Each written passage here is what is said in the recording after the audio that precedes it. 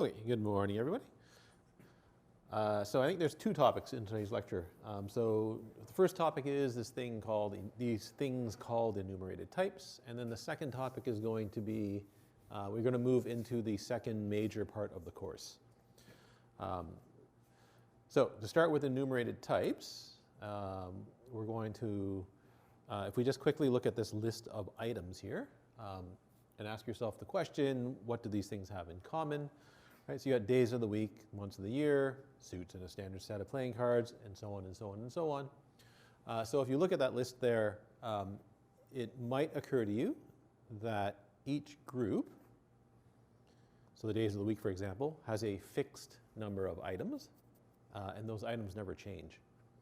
And then you might argue about some of these as well, right? So planets in the solar system, that number seems to change every once in a while. Right? Canadian coins also seem to change every once in a while. Pennies no longer in circulation. Right? Canadian provinces and territories, they also change very occasionally. But most of these things seem to be constant groups of items. Right? So when you're in a situation where you need to represent a constant group of items, you can use this thing called an enumerated type. Most people just call these enums for short. Right? So an enum is just a type whose values represent a fixed set of constants. Right? So for the months, for the days of the week, you've got Saturday through Sunday. Sunday through Saturday, sorry. For the months, you've got January through December, and so on and so on and so forth.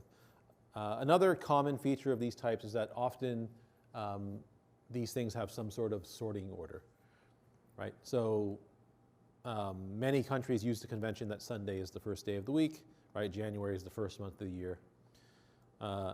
The suits of a set of playing cards, those aren't necessarily in any sort of order, but the values are. Right? So many card games use the ordering 2, 3, and then the face cards. All right, so if you need to implement an enumerated type, there used to be the way you used to do this in Java, and the way you still do it in C, is you typically just make a bunch of constants whose type are int. Right? And so in Java, you might write something like public static final int Sunday and give that the value 0. Right? Public static final int Monday and give that the value 1, and so on and so on and so on. Right? Similarly, if you needed the months in the same program, you might do January equals 0, and so on and so on and so on. Right? In C, you actually have something called an enumerated type, so the keyword enum exists in C, but it really is just a thin wrapper around this sort of thing. Right, so your enumerated types in C, they're just plain old ints as well. Right? There's a big problem with doing this. So I guess the advantage is you now have a named constant that you can use in your program. However, that named constant is still an int. Right? And a month or a day of the week or something like that is not really an int. Right? It really is its own thing. So if you're using this technique of an int to represent some kind of type, right? Then it becomes, there is a complete lack of what's called type safety, right? So any method that takes in an int will accept a month or a year, for example, a month or a date or a day. So for example, in Eclipse, right? So here's my days of the week represented with an int. And here are my months of the year, again, represented as ints. Right? And there's a little method here that computes the number of days in a given month. Right? So that's a Java switch statement. If you don't know what a switch statement is, don't worry about it. It's basically a big if statement. Right? So if the month is January, March, May, July, August, or October, or December, that month has 31 days in it. Right? If the month is February, it has 28 days in it. We're ignoring leap years. Right? Otherwise, all the other months have 30 days in it. Right? So the problem with that method is it's taking in an int. So you can call that method with January, right? And you get the right answer. You get 31 days in January. But you can also pass in Tuesday. And so now you get the number of days in Tuesday, which doesn't make any sense, right? You can pass in the number 1,000 and ask how many days does 1,000 have, right? And if you run that program, it doesn't crash. It actually runs, right? So, oops, sorry. I've never seen that before. What just happened? Console. There we go. All right, so January has 31 days. Tuesday has 31. I guess I should put a space in here. Tuesday has 31 days. Oof, sorry. Let me put in the space. This is hard to read. Yoink. And that was a cut and paste error. Days and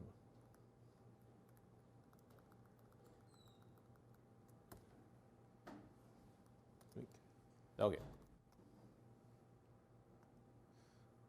Oh, and now I have a plus, plus. There we go.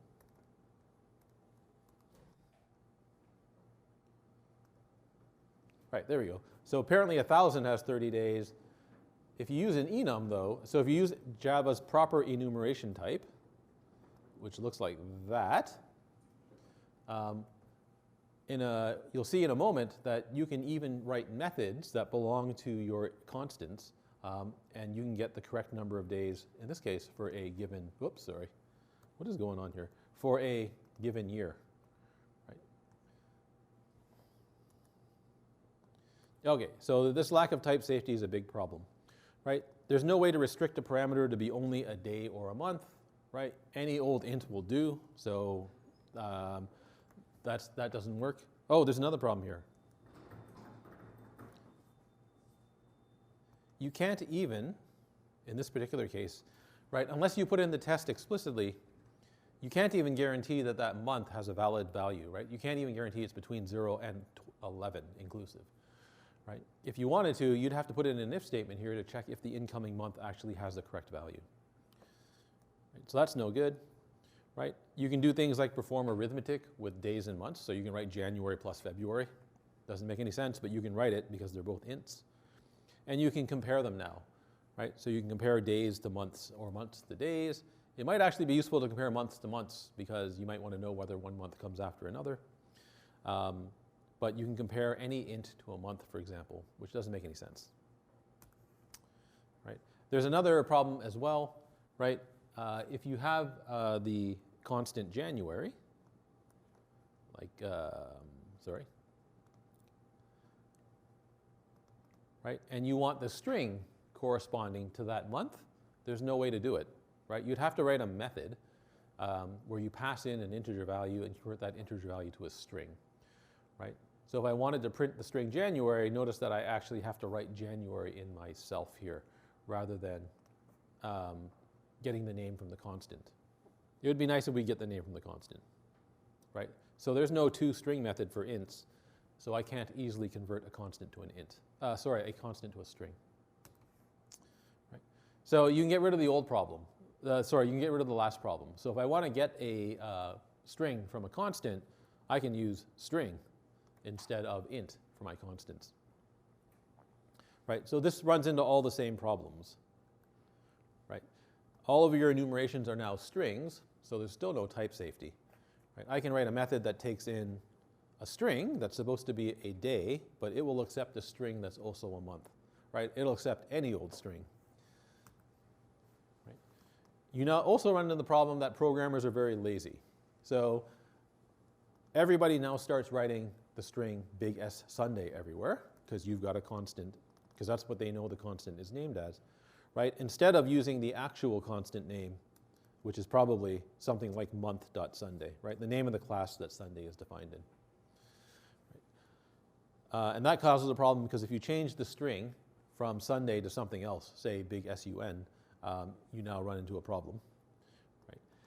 And comparing strings for equality is much slower than comparing ints or addresses.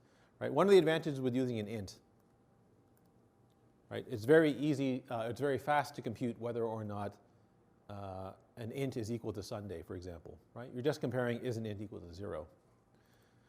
With strings, you have to compare, every character in the string to determine equality. Right? And so that's much slower than just comparing plain old ints. All right, so we would like to get rid of both of these problems. In particular, we're really interested in type safety, right? If I have a method that accepts a month, it should only accept months. And so in version 5 of the language, notice it took them a while to add this feature. Java added its own enum type. Right? And so enums in Java, they're just classes, right? But they're special classes. So they are classes that are that inherit from this class big E enum. Right? When you create one of these classes, you don't have to say anything about this class. Because Java enumerations are actually classes, right, you can add fields and methods to your enumerated types, right? And that's something that you definitely can't do if you're just using a plain old int, right? So now, for example, you can now write a method that belongs to a month. And it gets even better, you can write a method for each month, right? So each month can have its own customized version of a method. And that turns out to be very powerful. Right? So enumerations are meant to represent a fixed number of constant values. So it doesn't make sense to have a constructor in an enumeration. However, they can, it's just that they have to be private. Right? And so we'll see why you might want to have a private constructor in an enumeration in a few minutes. So enumerations are dead simple to make. Right? It's, instead of the word class, you use the word enum, and then you just list your constants separated by commas. Right? So my constants are Sunday through Saturday. They're constants, so they're in all caps. Right? Each one of these constants corresponds to one day object. Right? So Sunday is a day object. Right? Monday is a day object. Tuesday is a day object, and so on and so on and so forth. Right? The language guarantees that there's exactly one object called Sunday. There's exactly one object called Monday, and so on and so on and so forth. Right? So there's no way for anybody, including the compiler itself, to make more than one Sunday object. Right? There's always exactly one. Okay, so how do you use this thing? Well, it's just a constant, right? So you just write the name of the class, dot, and the name of the constant, right? So day.Thursday is the day object that corresponds to Thursday, right? You can print out that object, and you get the name of the constant, right? So the enumerations have their own built-in toString method, right? And you can change that method if you want to, right? You just override toString. All right, so the language guarantees that exactly one object corresponds to each one of your constants, right? And that means you don't have to use equals if you don't want to, right? You can safely use equals, equals, or not equals to determine if an object is equal to a constant, right? There's no constructors or no non-private constructors, so nobody else can actually make another instance of one of your enumeration objects. There are also types, right? So it's just a class, right? Every class represents a type, and that means you get all the benefits of compile time safety, right? So for example, back here, right, we can write a little method that operates given a month, right? So public static int, something else, I guess just print a month, m. Right, so month is a public static void, sorry. Right, so our month enumeration, which is right here, looks a little bit different than the other one. I'm going to show you how we implement this in just a second. Right, but it has a bunch of constants, January, February, and so on. Right, so to print a month, I can just, well, print the month. Right, there's nothing for me to do. I can just do that. Now this method here only takes in month objects, right? It won't take in an int, it won't take in a string, right? It won't take in a day, it only takes in months, right? So I don't have to do any testing on whether or not m is a valid month object, right? It's guaranteed to be a valid month object. So that's nice, right? We've got compile time safety now. And so you can the part that's missing from this slide is that if you write a method that takes in a month, it only takes in months. Right? You even get comparable for free, so you can compare the constants in your enumeration. Right? The one disadvantage with this method is that you're stuck with the version of compare to that you get. Right? So remember, the comparable interface says that compare to must exist. Right? The way that compare to exists for an enumeration is that the smallest object is the one that's listed first. Right? So Sunday is the smallest day, Monday is the second smallest day, Tuesday is the third smallest day, and so on and so on and so forth. right? And so the compare to works by looking at the order that the constants were defined in, right? For the months, January is the smallest month, and so on and so on and so forth. So for example, if I have 3 days, right, D1, D2, and D3 that are Monday, Thursday, and Saturday, you can use compare to compare them, right? Compare to returns the number of positions that the two values differ in, right? So D1 compared to D2, so that's Monday compared to Thursday, right? Thursday is 3 days after Monday, or Monday is 3 days before Thursday, so we get -3. Right? Saturday compared to Monday, so Saturday is 5 days after Monday, so we get 5. Right? Thursday compared to itself, well, it's the same day, so we get 0. All right, so because enumerations are actually classes, you can put data into your enumeration. And this is something that you can't do in C, for example. Right? In C, you just got a plain old int. So if you have data or fields that belong to the individual enumeration objects, right, you still have to initialize those fields. So you do need a constructor of some kind. Right? Any constructor that you put into the class, though, is always private.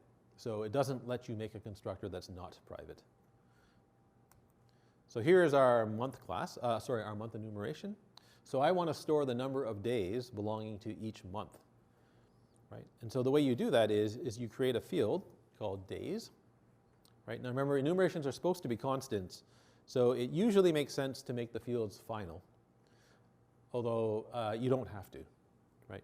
Here I'm making it final just to emphasize the fact that the number of days doesn't change for each month, except for February, but we'll see that in a second. Right? You create a constructor, right, that takes in the number of days for each month. Right? And so you set your field to equal the number of days. Right? Can't put public here. If you put public, you get an error. You're allowed to put private or just leave it blank. It automatically becomes private. Right? So there's our constructor. Now, to actually make the individual objects, right, you have to call the constructor. So it's this sort of funny syntax here where you declare your constant and then you pass in your constructor arguments. Right? So January has 31 days, February has 28 days, and so on and so on and so forth. You can add methods to your class, to your enumeration, because it's just a class, right? So we can add in a method called days that returns the number of days for each month, right? And we can even figure out the correct number of days for February if we ask the user to pass in a year, right? So if they pass in a year, we check if it's a leap year or not, right? If it's a leap year, we add 1 to the number of days, assuming the day is February, right? So if the day is not February, you just return the value sitting in the field, right? Otherwise, you add 1 to it if it's a leap year because it's February, right? And away you go.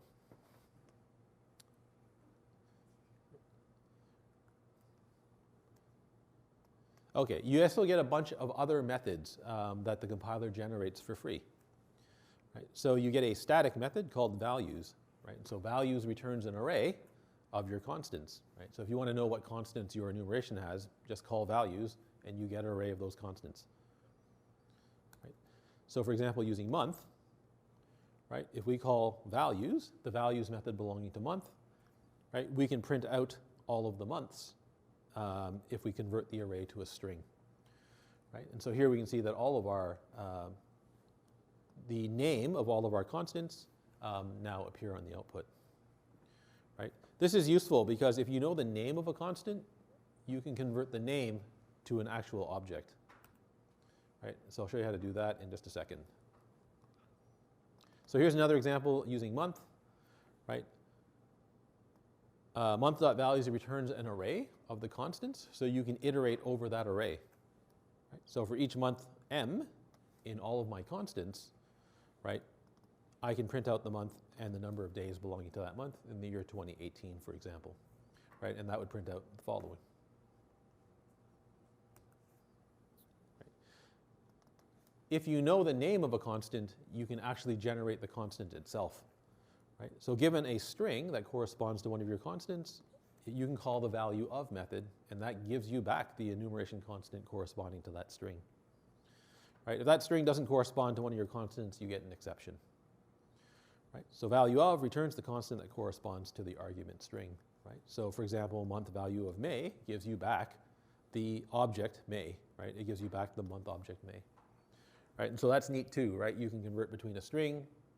You can convert the constants to a string, and then you can convert the strings back to a constant. And that's super handy if, for example, you need to read stuff in from a file, right? And you need to initialize objects based on the contents of a file. Right? And the really crazy thing about the enumerations is that each one of your constants can have its own version of a method, right? And that's really unusual. So, so far we haven't seen an example of being able to do this, right? And this is really your first introduction to inheritance in Java. Right. Okay, so the way you do this is you declare what's called an abstract method in the enumeration class, right? So an abstract method is a method that has no implementation, right? So that's why it's called abstract, right? So that's what the word abstract means. So it defines a method, says what the method should do, right? Provides its signature and everything, but there's actually no body to the method. So it's similar to the methods in an interface. And in fact, all of the methods in an interface are abstract methods. Now, inside each constant, you implement your own version of that method. Right? So for example, imagine you had an enumeration that represents the operations on a calculator, right? So addition, subtraction, division, and multiplication. Right? So your calculator supports a finite number of operations, right? So here we're going to implement 4, right? So there's the plus operation, there's the minus, times, and divide, right? Addition, subtraction, multiplication, and division, right? Our enumeration says that there is an abstract method called apply, right? Apply simply takes x and y and applies the operation to x and y, returning the value, right? So x plus y, x minus y, x times y, x divide y. Right? Each one of your constants now provides its own implementation of apply, right? So plus provides an apply method that simply returns x plus y, right? Minus provides its own operation that returns x minus y. Right? X times y and x divided by y. Right? So you now customize a method for every object belonging to the enumeration. Right? And that too is also very powerful. Okay, so when should you actually use these enumeration? When should you actually use an enum? Right? And so the place, when you should use an enum is when you have one or more constants, right? And you know that you're never, or probably never, going to change those constants or add to them, right? Or take some away, right? And so these things are super useful in a lot of programs that need to take in some sort of configuration information, right? So for example, there's a lot of cases where you want to write a method or a constructor and it takes in a Boolean value of some kind, right? True or false. So if you're implementing a class that represents binary digits, right, zeros and ones, you might provide a method or a constructor that takes in the value as a Boolean value, right, as a true or false value. Presumably, true corresponds to 1 and false corresponds to 0. But you don't actually know that unless you look at the documentation for the constructor, right? Similarly, you might have a class for a thermometer that uses a temperature scale that's either in Celsius or Fahrenheit. Right? Presumably true means degrees Celsius, false means degrees Fahrenheit. Right? If you just look at those constructors, right, it's not immediately clear what are those constructors doing, right? But if you use an enumeration, right, you can now make it absolutely clear what are these constructors doing, right? So you can make a enumeration called binary value, and it has exactly 2 values, right, 1 and 0, right? Now I can make a binary digit whose value is 1 or 0, right? I don't have to interpret what true and false actually mean. Right? For my thermometer, I can make an enumeration called temperature scale that is either Celsius or Fahrenheit, right? And now it's dead obvious what's happening here, right? So enumerations can make your program a lot easier to read, right? If you're in a situation where you're trying to implement a class and you happen to know that the objects of that class really are a set of constants, and you know the number of them, then you can go ahead and use an enumeration. Right? So there's a card class that's in the, I guess it's here, so let's look at it. There's a card class that's, if I can find it, in the course notes. Right? So the card class represents a playing card. Right? So it's got a value and a suit, right? A rank and a suit. So the implementation that's here in the basics package uses a string to represent the rank and a string to represent the suit. Right? Now the problem with this class is if you want to make a card, right, you're going to pass in the rank and suit for the card. You have to test, is the incoming rank actually a valid rank, and is the incoming suit actually a valid suit? Right? And so there's all of these testing conditions here. Right? So does that list of ranks actually contain that rank that just came in, that was just passed in by the caller? Right? If it isn't, throw an exception because I can't make a card with that rank. Right? Is the incoming suit valid? Right? If not, throw an exception because I can't make a card with that suit. Right? If instead of using a string for the rank and a string for the suit, right? So instead if you use an enumeration, hopefully I have this. I don't, sorry, it's not here, right? If you use an enumeration for the rank and an enumeration for the suit, right? So your ranks, you have 4 ranks. Your suits, you have 13 suits, I think. You don't have to do any of this validation at all, right? That becomes type rank, that becomes type big S suit, right? And you never have to worry if the incoming rank or suit is valid or not, right? You've already defined the valid ranks and suits. Right? So it becomes much easier to implement this class if you actually use enumerations. Right? So enumerations are useful. They don't show up in every program because you don't always have a situation where you have a fixed number of constants, right? But when you do, they become very useful. Right? They make your program a lot easier to read. They make it a lot easier to use. All right, so that's enumerations in Java. And so that ends part 1 of the course. Right? So part 1 of the course is basically introduction to the language and introduction to objects. Part 2 of the course now describes what happens when you have multiple objects and the relationships between them. Right. Okay, so we've already seen UML class diagrams, so the first few slides are repeated from a previous lecture. Right. So I want to jump right into the relationship between classes part. So a typical object-oriented program is made up of multiple interacting classes. Right? It's very unusual to have a program that only has one class. Right? And so especially when you have a large program that has many different types of interacting objects, the relationships between those classes becomes important so that you can understand how is this program working. Right? So for example, you might have classes that are built using other classes. So that describes the structure of classes. And you might have classes that interact with other classes. Right? Well, you always have classes that interact with other classes. So that describes the behavior between classes.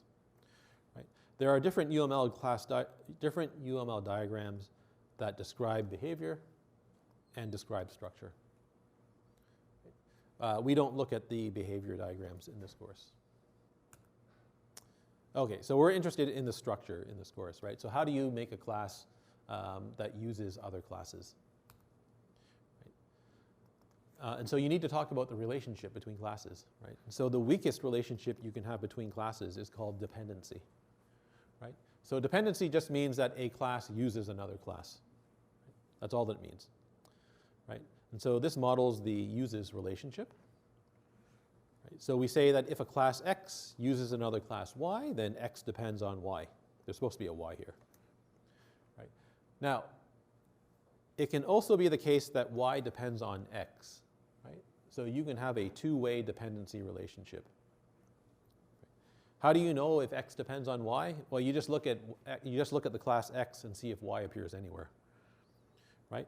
So if Y is a field of X, then X depends on Y, right? If you've got a method that mentions Y, method or constructor that mentions y, then x depends on y. Right? So if you go and look at the class object, right, the class big O object, right, and you just scroll through its documentation, right, you see that there's a toString method that mentions the string class. Right? So we know that object depends on string. Right? We also know that it depends on this class called big C class. Right? And that appears to be all of the dependencies that object has. Right? So even the class object, which sits at the top of Java's inheritance hierarchy, depends on other classes in the language. Right? If you look at the string class, right, and scroll through, you don't even have to scroll through. If you look at the top, right, you can see right away that the string class needs the object class. Right? So string depends on object. Right? If you scroll through and look at the, yeah? Do all child classes depend on the parent class? Yes. Yeah. So the relationship between child classes and parent classes is dependency, but it's also stronger than dependency. So we'll look at that in a little bit. And you can see that there's a bunch of other classes that string depends on, right? So it depends on this thing called charset, string buffer, string builder, right? And it also depends on somewhere, object there, right? So it also depends on object because object appears as an argument in the equals method. Right? So for the string and object classes, they have a two-way relationship, right? They depend on each other. So you can show that relationship with a UML class diagram. Right? And so our point2 class depends on the class string. Right? So it has a toString method. Right? So it depends on the class string. So the way you show dependency is you write the two classes as a box, right? And then you connect them using a dashed open-ended arrow. So believe it or not, all of the actual, like that dash, the fact that this is dashed is important in UML. The fact that that's an open arrow is important in UML. Right? Point 2 also depends on this class called vector2, which we haven't talked about in the course. But it also depends on vector2. So you can show that relationship by drawing a dashed line with an open arrow. Right? Vector2 depends on string because vector2 has a toString method. Yeah? If there's another dependency of vector2 that point 2 didn't depend on, yeah, would that still count as a point 2 dependence, or do you not? No. So you don't model, so we're only interested in the direct dependencies. Yeah. But that's a good question. All right, so dependency can also be two-way.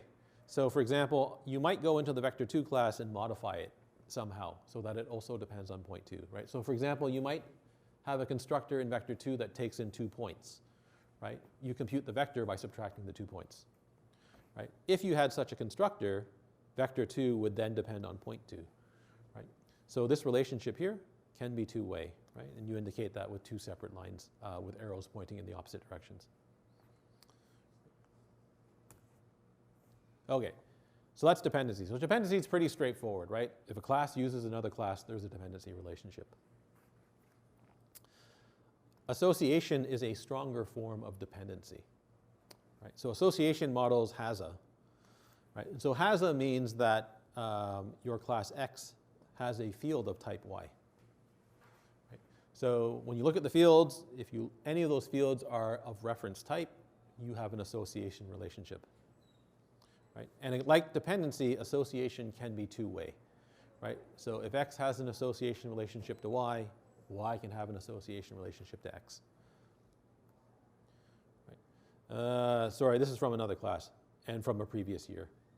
So there's, in a previous version of this course, there was this class called ranged value and there was a class called range, right? So range is just a mathematical interval, right? So between, say, 0 and 10. A ranged value is a value somewhere in that range, right? So every ranged value object has its own internal range object. And so you can model that as an association relationship, right?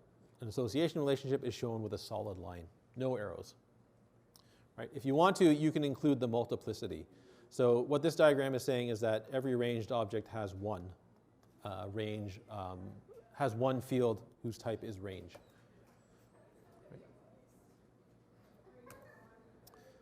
This is an example from a from the standard UML textbook that shows the relationship between a class called show and a class called performer, right? And so this is supposed to be modeling like a Broadway show or something like that, right? There are some names on the diagram. So there's this name orchestra, there's this name cast, there's this name backup, right? So orchestra is the role between, that describes the relationship between a show and a performer, right? So to read this diagram, what this says is that if you look at the line from show going to performer, right?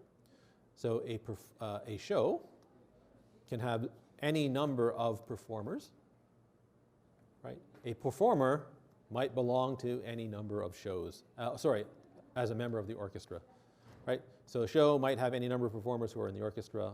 A performer might be a member of the orchestra in any number of shows, right? And similarly, the same is true for cast, right? So a show might have any number of performers who are part of the cast, right? And a performer, might be a cast member in any number of shows, right? And then there's this relationship between between performers, right, in the backup role, right? And so this one's tricky to read. So a performer might be a backup to either 0 or 1 lead actors, is the way you read that. Right. So that's association, right? So association just means that a class has a field that happens to be a reference type. Right. And now we talk about aggregation and composition. Right. So as we're going, the relationships get stronger and stronger and stronger. Right. So aggregation and composition are just stronger forms of association. Right. The term aggregation is controversial. So not everybody believes this is a proper relationship. Right. Okay, so both terms describe HAZA. Right. So remember that I just said that association is also the HAZA relationship. Right. So you know that if something is an aggregation or a composition, right, it has fields that are of reference type. Right. So for example, a university might have a collection of departments. Right. Every department might have a collection of professors. Right. So it still has a. Right. So at this point, we still don't know if this is association, aggregation, or composition. Well, we know it's association. We don't know if it's a stronger relationship yet. Right. So composition implies ownership. Right. So for example, if the university disappears, right, so if Queen's University were to go away for whatever reason, all of its departments also go away. Right. You can't have a department that exists without the university. Right. So a university is a composition of departments. Right. Aggregation does not imply sole ownership. Right. So if a department disappears, so for example, suppose they, for whatever reason, we decided to get rid of the School of Computing Science, right? It's not necessarily the case that the professors also disappear, right? In fact, it's almost certainly the case that the professors just go to other departments, right? So a professor can exist without the department, right? A department cannot exist without the university, right? Professors can exist without a department, right? And so the department is an aggregation of professors. Right. Now, aggregation and composition, the way they differ from association is that they are one-way relationships. Right. So association, you can have a two-way relationship. In aggregation and composition, the relationship is strictly one-way. Right. So something is made up of something else. Right. But the opposite, it can't also be true. Right. So X can be made up of Y, but Y cannot also be made up of X. Right. So if you see aggregation or composition, you can just think made of, right, or made up of. So imagine that a person has a name and a date of birth, right? You often see the person example in these introductory programming courses. It's not a great example, but it shows up a lot, right? So a person has a name, they have a date of birth, right? So if we look at the code and we look at the constructor, right, you see here that the field name just gets set to the incoming name, right? And the field birth date just gets set to the incoming birth date, right? Notice There's no new string object created here. There's no new date object created here. Right? When you return the name, right, you don't return a new string object. You just return a reference, whatever your field is. Right? And when you return your birth date, you don't make a new date object. You just return your birth date. Right? So that example there is using aggregation. Right? So for example, if I was to ask you to implement the person class and provide a constructor and a get name and a get birth date method, at this point in the course, that's the code you would probably write. Right? These fields are of reference type, but you're treating them like they are primitive values. Right? This name equals name, this birth date equals birth date. Right? Return this name, return this birth date. So no new objects are being created. Right? So notice that that constructor doesn't make a new copy of the name and birth date objects that it was passed. Right? So it's not making a new copy, right? That means it doesn't own. Right? Whatever name this thing, whatever string this thing is pointing to, and whatever birth date this thing is pointing to, the person object doesn't actually own that object. Right? Somebody else has a reference to that object. Someone else has a reference to that object. Right? And so the person object can't possibly own the name or date object. The string or date objects corresponding to the name and birth date. Right? So the name and birth date objects, they're being shared by whoever called that constructor. Right? So both the caller and the person object are holding references to the same objects. Right? So for example, the caller makes a string and they make a date. Date's weird. So that's the date 1991 March is the month number 2, and that's the 26th day. Right? This is an actual class in the Java standard library. Right? If someone makes a person object using that string and that date, this is the following picture in memory. Right? So the caller has a string and a date object. Right? So that string is just that string object there. Right? That date object is just that date object there. The person object, it has a field called name, but that field just points to that string object there, right? So caller has a reference to that string object. The person object has a reference to that string object. No one actually owns that object, right? It's shared ownership here, right? Similarly with the date, right? That date, points to that object there. That date points to that object there. No one actually owns the date. So this is aggregation. Right? It's aggregation because, right? Because a string does not have a reference to a person and a date does not have a reference to a person. Right? The relationship here is strictly one way. Right? Person has a reference to a string, person has a reference to a date. String does not have a reference to a person, date does not have a reference. Date does not have a reference to a person. Relationship is strictly one way. Right? So this is aggregation.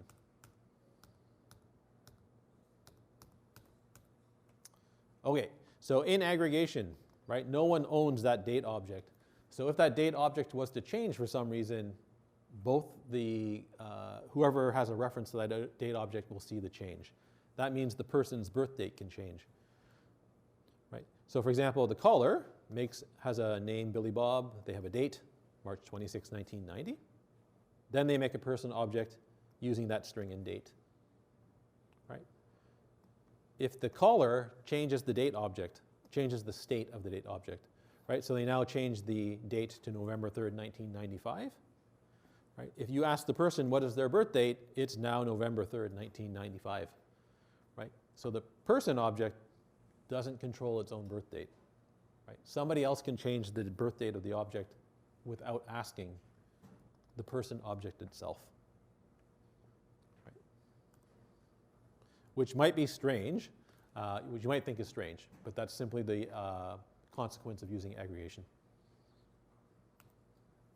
Right? So because that date instance is shared by the caller and the person object, right, the caller can modify the date, right, and the person object now sees a changed birth date. Similarly, the person object can change the birth date, and now the caller sees a modified date. Right? So nobody actually owns the birth date object. Now notice the string object, the name, right? That's being shared by both the person and the caller, right? But neither the caller nor the person object can actually modify the string, right? Because the string's immutable, right? So immutable objects make very good building blocks for other objects, right? Because their state never changes, you don't really care about ownership anymore, right? You can freely share that object, no one can change it, so you never have to worry that its state has changed on you, right? And so that's one of the big benefits of using immutable objects, right? It makes your code much easier to write, it makes it much easier to maintain, and it makes it much easier to debug.